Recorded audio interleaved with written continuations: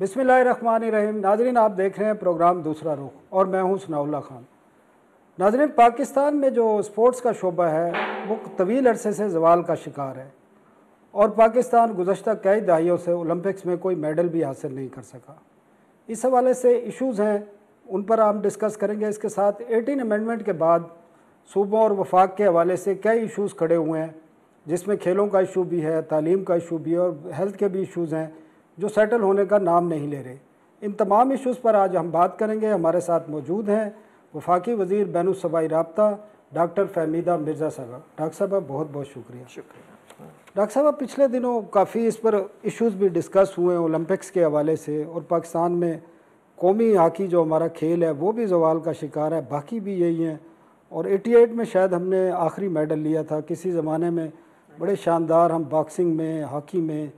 तो वजूहात क्या हैं? आपने कैबिनेट में भी डिस्कस किया है, बाकी इशूज़ पे वजूहात मालूम हो सकी हैं या जनरलाइज किस्म की चीज़ें हैं? नहीं जी, बिल्कुल बड़ी बहुत से रीज़न्स हैं और यही सवाल पूरी कौम आज पूछ रही है। और देखिए, बदकिस्मती से ये है कि कोई हमारे मुल्क में स्पोर्ट्स का गवर्नेंस का कोई सिस्टम नहीं था। और लास्ट जो स्पोर्ट्स पॉलिसी आई वो 2005 में आई और 2005 के बाद ये 2021 हो गया और बीच में 18वीं तरमीम आई 2010 में। तो 11 साल गुजर जाने के बावजूद जो है कि कोई ऐसा मैकेनिज़्म, कोई सिस्टम के सूबों और फेडरल गवर्नमेंट के बीच में कोऑर्डिनेशन का, एंड उसके साथ साथ जो आपकी नेशनल स्पोर्ट्स फेडरेशंस हैं और पाकिस्तान ओलंपिक एसोसिएशन है, कि उसका कोई मैकेनिज़्म होता कि कोई रेगुलेटरी जो कि एक फेडरल, जो कि हर हुकूमत का एक होता है रेगुलेटरी रोल होता है, वो नहीं, कोई किसी किस्म का गवर्नेंस स्ट्रक्चर नहीं था। और यहाँ पे मैंने जो आके देखा कि शख्सियात हैं जो इदारों से बड़ी हैं और एक तरफ अपने आप को आप कहें कि हम प्राइवेट बॉडी हैं, लेकिन आप पूरे मुल्क की स्पोर्ट्स भी कंट्रोल कर रहे हैं और बाहर मुल्क की नुमाइंदगी भी आप कर रहे हैं। और एक प्राइवेट बॉडी फैसला कर रही है कि उसने इस मुल्क के स्पोर्ट्स को कैसे चलाना है और झंडा भी उसने उठाना है। तो ये बड़ा एक कॉम्प्लेक्स जो दुनिया में कहीं भी ये स्ट्रक्चर नज़र नहीं आता। तो वो बड़ी एक अफसोसनाक सूरत हाल थी। और उसके साथ साथ जो भी फेडरल लेवल, आप ओलंपिक्स एसोसिएशन की बात कर रहे हैं? जी, मैं बिल्कुल बात नहीं, तो वो तो जनरल आरिफ हुसैन ने आपके कहने पर या हुकूमत के कहने पर इस्तीफ़ा देने से इनकार कर दिया। जी, आते हैं इस चीज़ पे। देखें, शख्सियत है ना, मैंने कहा अगर कोई शख्सियत मुल्क से बड़ी हो गई है, वो अपने आप को इदारों से बड़ा समझती है, तो ही ये चीज़ है। और निहायत एक अफसोसनाक बात है कि अगर आपको एक हुकूमत समझ रही है, और हुकूमत नहीं, आज पूरी कौम कह रही है, और 17 साल से आप चला रहे हैं, और इस वक्त जो है कि आप ये दिखाने के हैं, अभी मुल्क में वापस भी नहीं आए हो, अभी ओलंपिक जैसे चीज़ में हुकूमत खामोशी से वीकनेसेस देख के अपने पे बर्डन ले रही है। लोग पूछ रहे हैं कि जी बच्चों ने वहाँ मास्क नहीं पहनी, SOPs नहीं फॉलो की, तो ये किसने मैनेज करना था? और लोग कह रहे हैं कि जी उसने झंडा, या ये बच्ची क्यों गई और कोच क्यों नहीं गए? आपके पास कोई लीगल तरीका नहीं है उनको हटाने का? देखें, सिस्टम लीगल मेरे पास तो बहुत से हैं और बड़ा लीगल मैं उस पर बात कर रही हूँ। मेरे पास जो भी चीज़ें हैं वो बड़ी एक तशवीश था, पर मैं अभी उस एरिया में जाना नहीं चाहती हूँ।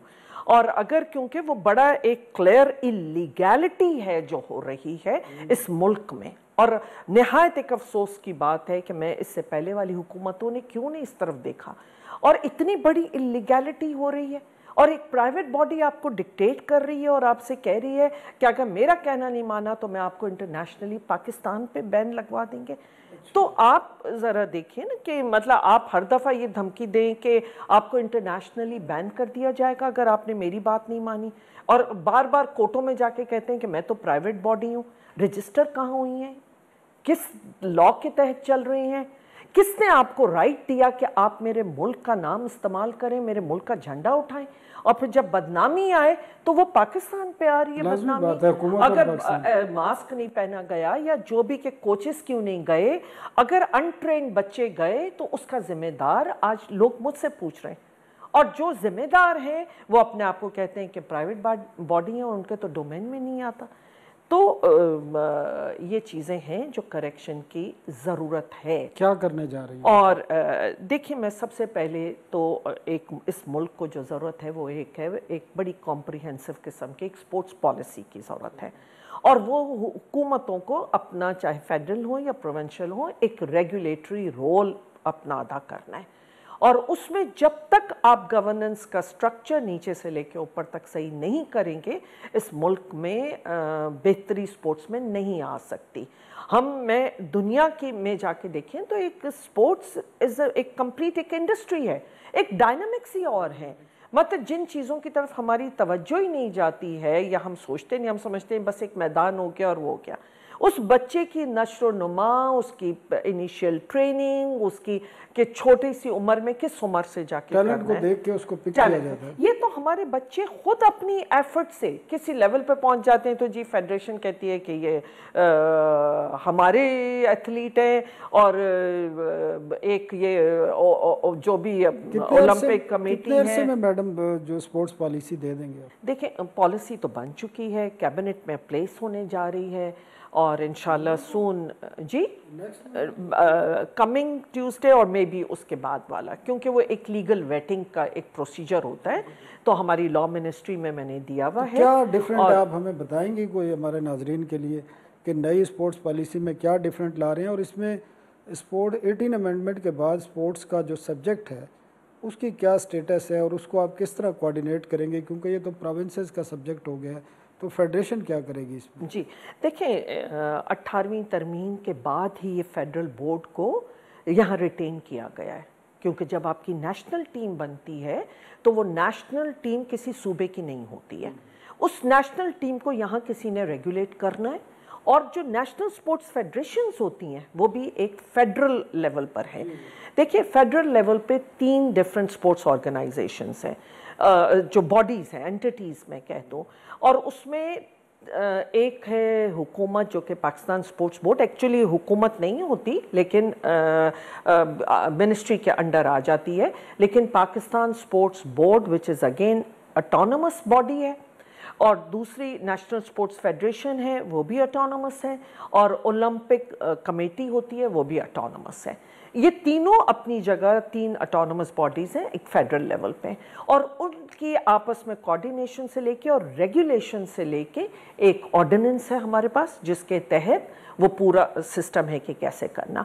सूबों ने अपना रोल अदा करना है। जहाँ पे हमारे आज स्कूलों में आप देखते हैं कि ख़त्म हो गए स्पोर्ट्स। देखिए, बचपन में मैंने भी लोगों ने कि हमारे तो इतना एक मैंडेटरी होता, टैलेंट निकलता है एग्जैक्टली। देखिए, हमारी बड़ी एक नेटबॉल टीम होती थी, और मैं सेंटर प्लेयर होती थी, और हमारी पूरा इंटर कॉलेज जहाँ पे हमने अवार्ड लिए।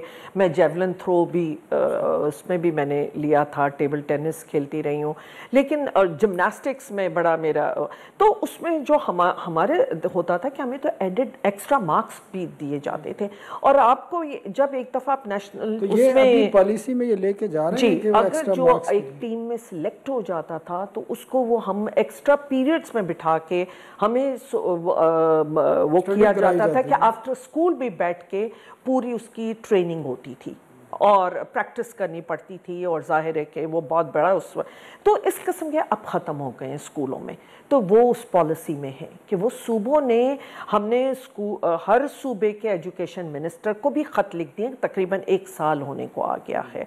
हम फेडरल बोर्ड और मेरी मिनिस्ट्री के अंडर ही हुआ कि फेडरल मिनिस्टर और उनके साथ 4 सूबों के प्रोविंसेस के मिनिस्टर्स, स्पोर्ट्स मिनिस्टर बैठ के ये एक कोऑर्डिनेशन कमेटी है हमारी, और उसमें जो है कि हम आपस में सब डेलिब्रेट करके, और ये कि क्या चीज़ें हैं कि कहाँ कहाँ कोऑर्डिनेशन। फोकस आपका स्कूल से शुरू होगा। देखिए, टैलेंट आपका वहीं से निकलेगा, जहाँ तक हुकूमत का रोल आएगा, और जो हम चाहते हैं कि डिस्ट्रिक्ट लेवल पे और एक लोकल लेवल पे, ग्रास रूट लेवल, क्योंकि बच्चे का जिसको आगे जाके बनना है वो छोटी उम्र से नेशनल टैलेंट पूल भी कोई बनाने जा रही हैं खेलों जी, मैं उस पर आती हूँ, लेकिन पहले ये चीज़ है तो वहाँ जहाँ स्कूलों को में मैंडेटरी करें उनको चाहिए, सारे सूबों को, हमने एजुकेशन मिनिस्टर्स को भी ख़त लिखा है और स्पोर्ट्स मिनिस्टर्स को भी कहा है, लेकिन उसमें अभी तक प्रॉपर्ली इम्प्लीमेंट नहीं हो रहा। सिर्फ पंजाब में मैंने देखा है कि हो रहा है, लेकिन बाकी जगह मुझे उस तरह नहीं आया कि उन्होंने अपने एजुकेशन सिस्टम में इसको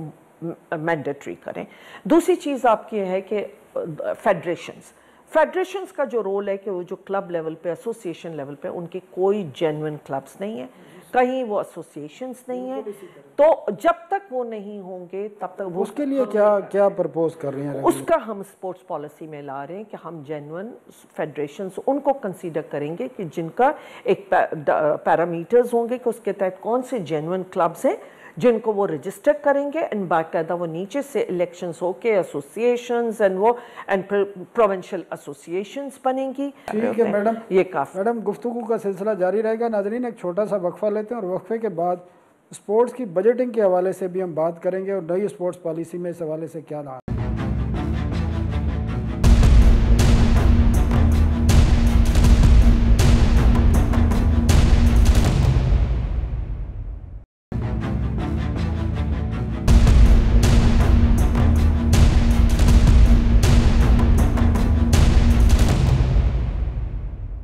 नाज़रीन, वेलकम बैक।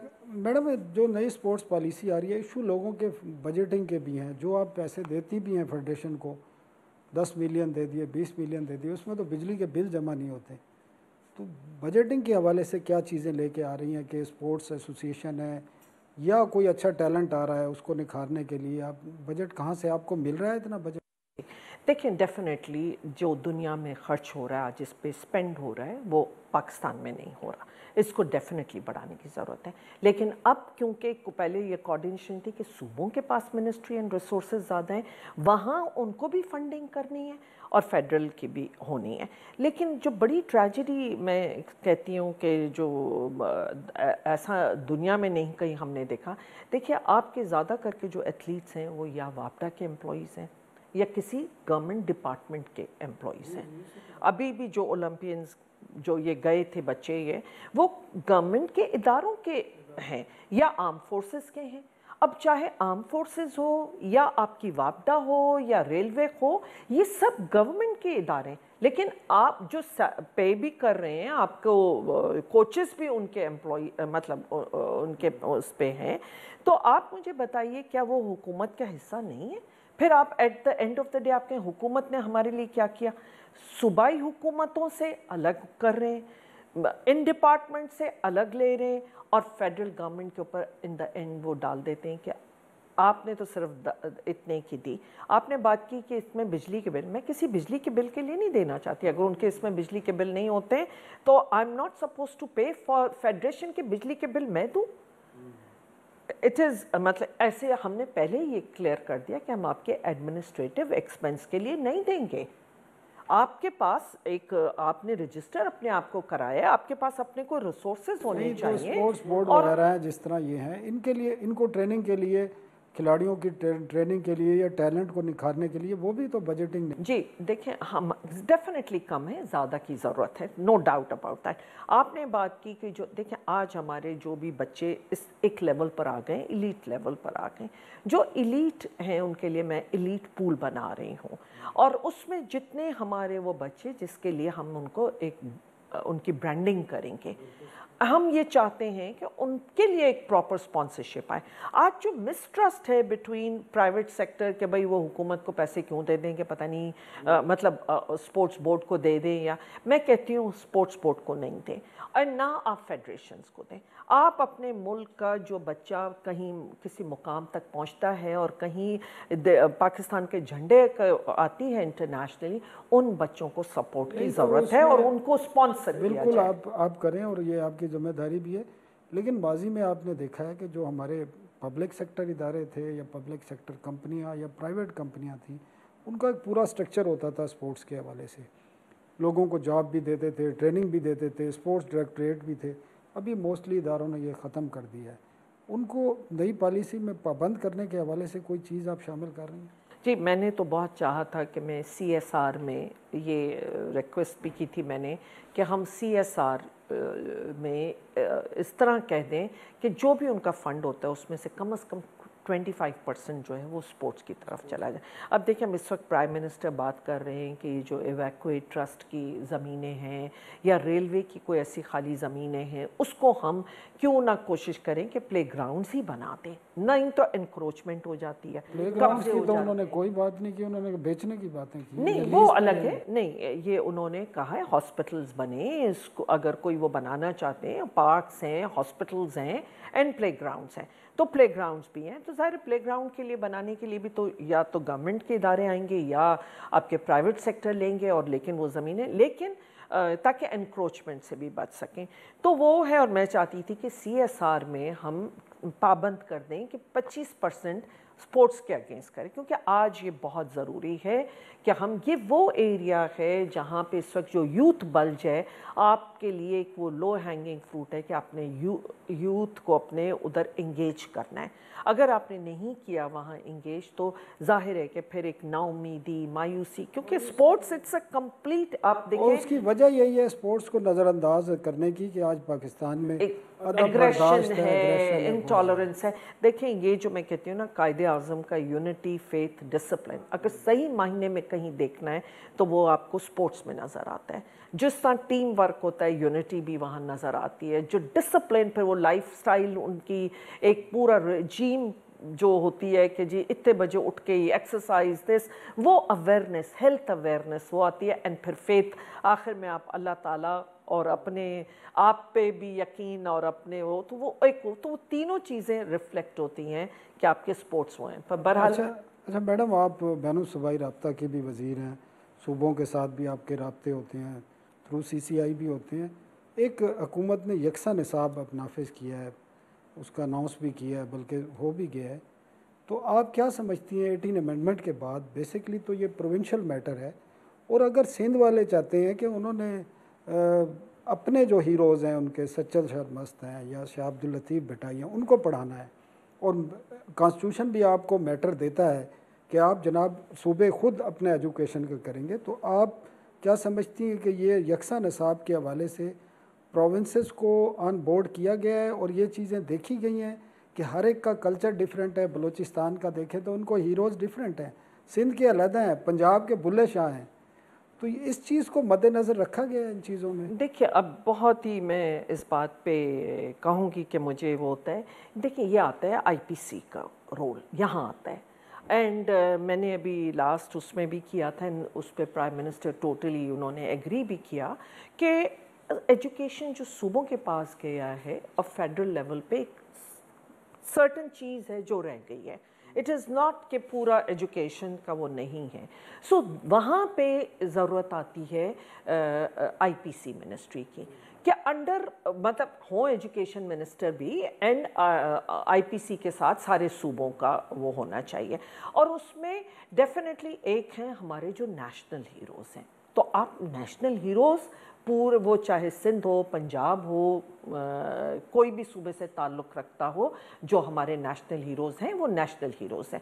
फिर उसके बाद जो सूबाई वो हैं उसको भी लिया जा सकता है। और मैं तो ये समझती हूँ कि अगर उसको भी ये नहीं है कि अगर सच्चल शर्मा जो आप सिर्फ उनकी तालीम को आप सिंध तक महदूद रखें, या बुल्ले शाह की जो भी है क्या वो सिर्फ सिंध तक महदूद होनी चाहिए या पंजाब तक महदूद होनी चाहिए? तो ऐसे हीरोज़ हर सूबे के उठा के भी एक एक जो लेके, वो भी उस निसाब में, वो क्यों सिंध वाले नहीं पढ़े, वो क्यों KPK वाले नहीं पढ़े, या वो क्यों बलूचिस्तान नहीं पढ़े? मैडम बुनियादी बात ये पूछ रहा हूँ कि यकसा निसाब फेडरल गवर्नमेंट कॉन्स्टिट्यूशन के तहत दे सकती है या ये प्रोविंशियल मैटर है? देखिए, उनके कोऑर्डिनेशन के साथ बिल्कुल दे सकते हैं, मतलब कोऑर्डिनेशन एंड यूनिफॉर्मिटी के लिए फिर आपको फेडरल के पास आना पड़ता है। लेकिन ये जो कोऑर्डिनेशन वाली बात आएगी, वो फिर IPC का रोल आ जाएगा कि यहाँ पे आप सारे सूबों के सबके, देखिए आज हम स्पोर्ट्स में क्या कर रहे हैं, हम सारे सूबों को साथ बिठा के, अगर मैं ये कह रही हूँ कि स्कूल में मैंडेटरी हो एक ब्रॉडर गाइडलाइंस में, उसको इम्प्लीमेंट तो सूबों ने करना है ना। मतलब सूबा कोई अलग चीज़ नहीं है, फेडरेटिंग यूनिट्स हैं और हम फेडरेशन हैं। अगर मैं फेडरेशन है, हम मिलके हम एक इस मुल्क के लिए पॉलिसी बनाते हैं, और वो इम्प्लीमेंट करने के लिए वो सूबे ने अपने जाके इम्प्लीमेंट करनी है। वो बाजू है ना हमारे, तो अब अगर मैं चाहती हूँ कि पंजाब में मैंडेटरी हो, तो क्या मैं नहीं चाहूँगी कि सिंध में भी हो? मैं नहीं चाहूँगी कि केपीके में भी हो। तो एक ब्रॉडर गाइडलाइंस होती हैं कि जो फेडरल के साथ मिल के आप कोऑर्डिनेशन के साथ आप एक पॉलिसी देंगे, which is under cooperative federalism है ये। और उसमें फिर इम्प्लीमेंट करने के लिए तो जाहिर है आपके जो स्पोर्ट्स मिनिस्टर हैं जो मीटिंग अटेंड करते हैं, वो आप जाके एजुकेशन मिनिस्टर से वो करेंगे, या जो भी आप हमने फैसला किया वो मैंने जिस तरह लेटर्स लिखे हैं Sindh education minister, Punjab education minister, KP के, तो उनको इम्प्लीमेंट सूबा करेगा, लेकिन एक ब्रॉडर गाइडलाइन बिल्कुल। ठीक है मैडम, आप एक सियासतदान भी हैं, जीडीए की रहनुमा भी हैं और सिंध की आवाम को आप रिप्रेजेंट भी करती हैं, तो इस हवाले से भी हम नाज़रीन एक वक्फ़ा लेते हैं और सियासी इशूज़ पर फहमीदा मिर्ज़ा से हम बात करेंगे एक वक्फ़े के बाद।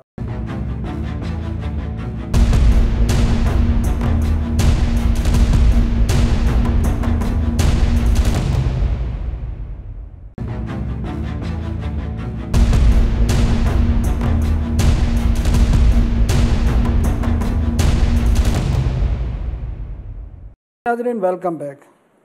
मैडम, आप जब स्पीकर थी तो नेशनल असम्बली ने और सेनेट ने एक बिल पास किया था सह कंप्लाइज के हवाले से, आपको याद होगा, और सुप्रीम कोर्ट ने चंद रोज़ कबल उन तमाम एम्प्लॉइज़ को जो पीपल्स पार्टी के दौर में 95 में भर्ती हुए थे, फिर दोबारा पीपल्स पार्टी आई तो बहाल किया, और इस वक्त अब सुप्रीम कोर्ट ने कहा उन तमाम को निकाल दें, और सुई सदरन ने तो कोई 2500 लोग निकाल भी दिए, और ज़्यादातर वो ये लोग सिंध से इनका ताल्लुक़ है, और कई लोग बेचारों के रिटायरमेंट के करीब थे। तो एज़ ए आप जीडीए के रहनुमा और एज़ ए पॉलिटिशियन, और आप उस धरती की बेटी हैं जो इस मुल्क को 70% गैस दे रहा है बदीन, और 70% ही रेवेन्यू भी सिंध दे रहा है, तो आप फेडरल गवर्नमेंट से इस बारे में कोई रिकमेंड करेंगी कि फेडरल गवर्नमेंट इसमें रिव्यू में जाए? और इस फैसले को कैसे देखती हैं कि सुप्रीम कोर्ट पार्लियामेंट के कवानीन को इस तरह ख़त्म कर सकती है? देखिए, मैं एक पहली बात तो ये है कि एक सुप्रीम कोर्ट का ऑर्डर आ चुका है, और अब वो जाहिर है कि लॉ डिपार्टमेंट और वो सारे अटॉर्नी जनरल वगैरह इस चीज़ को देख रहे हैं कि लोगों ने इम्प्लीमेंटेशन शुरू कर दी है। ठीक है, देखिए बाज़ औक़ात कहीं वो ये कह रहे हैं कि इलीगल तरीके से अपॉइंटमेंट्स। आज देखिए मेरा पाकिस्तान स्पोर्ट्स बोर्ड है, उसमें अगर 150 के करीब आपने डेली वेजेस जो सैंक्शन पोस्टों के अलावा है, सैंक्शन पोस्टों पे अगर मेरे कोई भी आते हैं किसी सूबे से भी आते हैं, अप्रूवल के बगैर तो ये लोग जी मुझसे पहले वाली हुकूमतों के, मैं वही कह रही हूँ ना, इसी तरह अगर किसी और डिपार्टमेंट में मैंने नहीं देखा, वो इतनी तफसील में मैं नहीं गई हूँ उसकी, लेकिन मैं ये बताना चाह रही हूँ कि जिस तरह अगर आज स्पोर्ट्स बोर्ड में 150 बंदा अगेंस्ट सैंक्शन पोस्टों के नहीं है, और न सिर्फ लोअर उस पर है बल्कि 17 ग्रेड 16 ग्रेड 17 ग्रेड के उस पर भी अगर डेली वेजेस पे हैं, तो वो देखने वाली बातें कि वो किस तरह है। लेकिन जहाँ तक ये है कि अगर कहीं नाजायज़ी हो रही है तो उसको डेफिनेटली देखने की ज़रूरत है, और क्योंकि अगर डिपार्टमेंट्स में गुंजाइश है, उनके सबके कोटा भी हैं, अगर उसके अगेंस्ट वो किया जा रहा है, वो अब इतना अरसा हो गया, उन्होंने काम कर लिया, एक्सपीरियंस गेन कर लिया है, और मोस्टली लोग ऐसे रिटायरमेंट के करीब हैं। देखिए, मेरा आज ये समय बार बार स्पोर्ट्स बोर्ड का इसलिए कहती हूँ कि मेरे अंडर ही एक डिपार्टमेंट का है। आप मुझे ये बताइए कि अगर ईपीआई के एम्प्लॉइज़, अगर ईपीआई का डिपार्टमेंट आपने डिवॉल्व कर दिया और आप कहें कि ये हेल्थ रिलेटेड डिवॉल्व कर दिए, अब आप इसको स्पोर्ट्स बोर्ड में उन्होंने एब्जॉर्ब करा दिया, आप बताइए वो 17 एम्प्लॉयज़ जिसका कोई स्पोर्ट्स स्किल्स, कोई किसी किस्म की स्पोर्ट्स से ताल्लुक़ ना हो, तो फिर अब आज जहाँ स्पोर्ट्स है मैं किसको ब्लेम करूँ? जहाँ अगर स्पोर्ट्स बोर्ड की कारकर्दगी है, तो अब मैं इस चीज़ पे आ जाऊँ। देखिए, आप सही कह रहे हैं कि उन एम्प्लॉयज़ को भी कि वो सफ़र क्यों करें, उनके लिए डेफिनेटली है, तो डेफिनेटली कोर्टों में जाएंगे, और कोर्टों में ये देखना पड़ेगा कि एक रैशनल तरीके से उस चीज़ को उनको देखना पड़ेगा कि कौन से जेन्युइन हैं, कौन से नॉन जेन्युइन हैं, वो सब चीज़ें आई थिंक नहीं, ये मैडम एक रास्ता नहीं खुल जाएगा कि सुप्रीम कोर्ट या अदालतें जब चाहें पार्लियामेंट के पास? देखिए, अब मैं इस पर कमेंट करने से वो करूँगी, क्योंकि अगर आप मेरे डेली वेजेस और जो भी ये हैं चाहे कितना, उस पर नैप की रेफरेंसेस बनी हुई हैं, नैब की रेफरेंस है कि डेली वेजेस किसने अपॉइंट की, ये इलीगली किया, कोई सैंक्शन पोस्टों के अगेंस्ट नहीं थी, कोई मेरिट नहीं थे, तो ये कैसे हुआ? तो ये भी मैं मैटर्स। मैडम इसलिए कह रहा हूँ कि आप जीडीए से हैं और तहरीक इंसाफ की जो हुकूमत है मामूली अक्सरियत के साथ, आपको पता है फेडरल गवर्नमेंट में है, बाकी जो इत्तेहादी हैं वो भी इन्फ्लुएंस करते हैं अपने जहाँ पे इश्यूज आते हैं, तो आपकी पार्टी भी आपका जो देखिए वो हम मैंने कहा कि वो तो हम बात कर रहे हैं ना, वो अपनी जगह है कि वो मौक़िफ़ को देख रहे हैं। एक कोर्ट डिसीजन है, फेडरल गवर्नमेंट का डिसीजन नहीं है, एक कोर्ट डिसीजन है। तो कोर्टों का तो आपको हल चाहिए तो कोर्ट ही जाना पड़ेगा ना। मैं वही कह रहा हूं। उसके लिए मैंने कहा कि वो तो legal law minister and attorney general इस चीज़ को असेस कर रहे हैं, इसको देख रहे हैं। एज फार एज ये तो ऐसी चीज़ है कि कोई भी गवर्नमेंट कोर्ट में जा सकती है एंड एम्प्लॉयज़ भी जा सकते हैं, वो अपनी जगह है। लेकिन एक कोर्ट के फैसले के बाद कि फेडरल गवर्नमेंट हैज़ टू सी, वो लीगल ओपिनियन लेना होगा।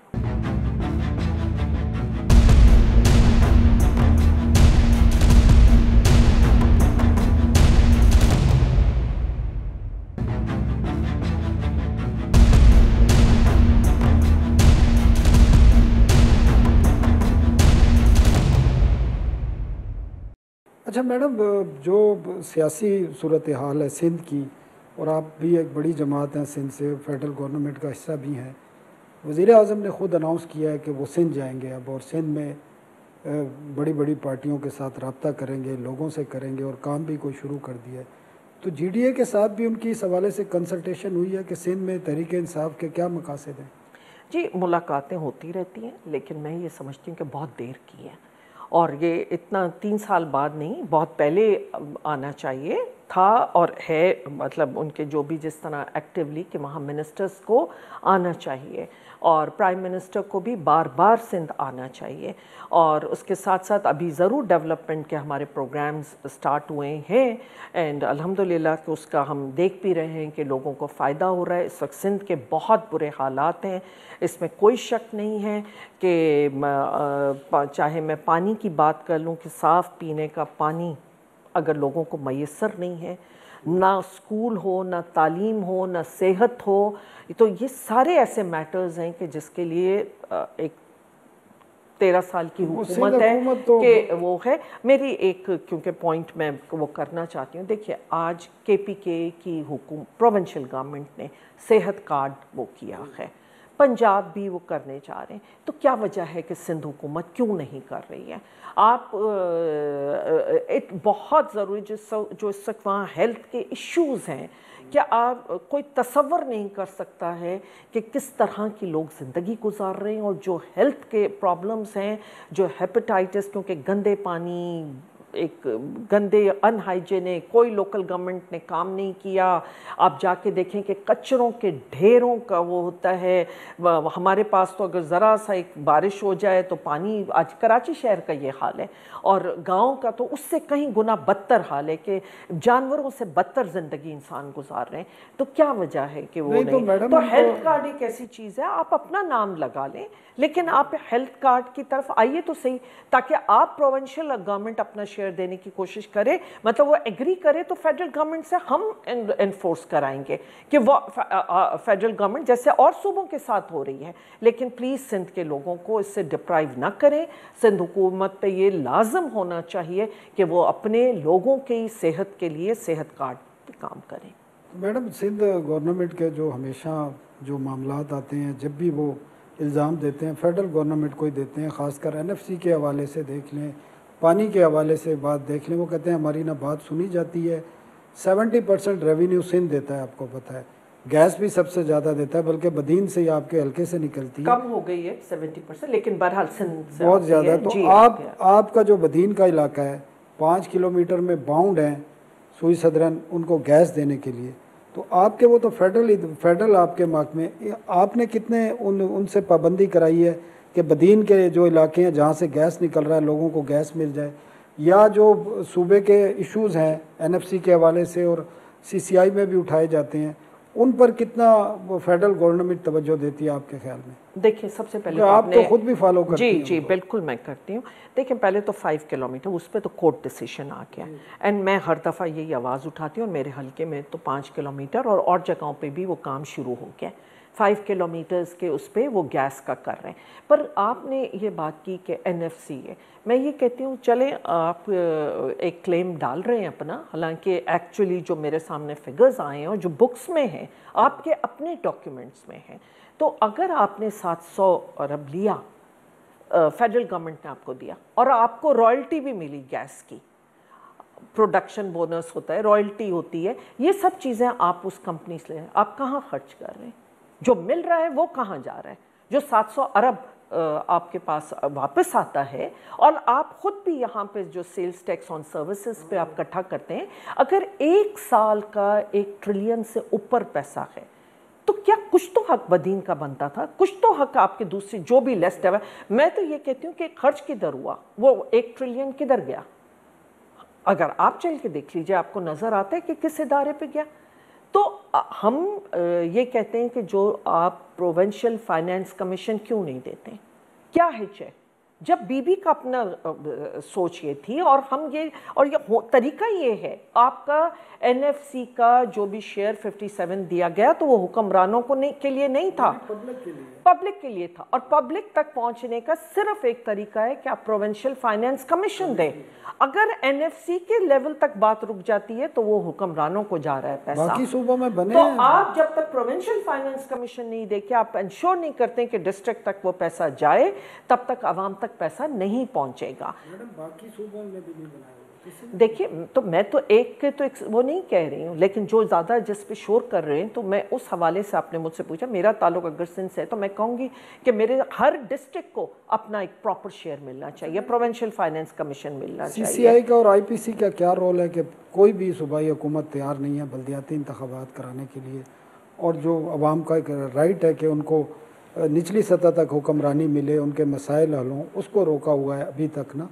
तो IPC इस बारे में क्या, क्योंकि प्रोविंशियल से आप देख रही हैं CCI में भी चीज़ें जाती हैं, तो बल्दियाती इंतखाबात पे आपकी क्या राय है? देखिए बिल्कुल होने चाहिए बल्दियाती इंतखाबात और हर सूबे में वो करना चाहिए, लेकिन आपका ये पूरा उस मैकेनिज़्म, क्योंकि अभी वो लोकल गवर्नमेंट लॉज आते हैं, एक वो सूबे जो हैं कि एक तो वो यूनिफॉर्म होना चाहिए, ये नहीं होना चाहिए कि एक सूबे में एक लॉ है और दूसरा सूबा अपनी मर्जी से कर रहा हो। ठीक ये है, आने वाले वक्त में। Thank you very much doctor Fahmida Mirza साहबा। नाजरीन, कल तक के लिए हमें इजाज़त दीजिए। अल्लाह हाफ़िज़।